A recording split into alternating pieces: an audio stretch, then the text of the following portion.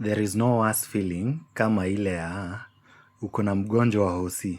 I'm talking of public hospitals, sijui kama private hospitals zinakuanga hivyo.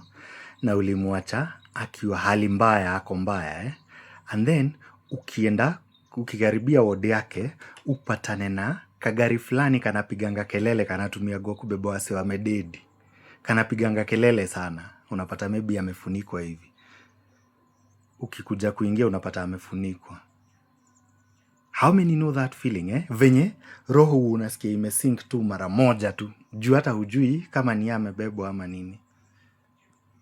And maybe by good luck uende upate mgonjwa wako bado wako, though hajapona, kwa vile even they are much worse than venye ulimwacha jana And then akuambie au kagari leo kamepita kama mara 12.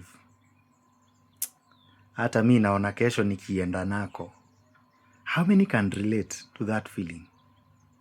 Na kupatana tu nao kagari kakipiga hiyo kelele na ujui mtu wako ako aje. Na madaktari, is it by design mnakuwa mmeunda hao kagari na kelele? Bado tunapiganga hiyo kelele uto tu gari. Is it by design kana kuwaga tu na hiyo kelele ama?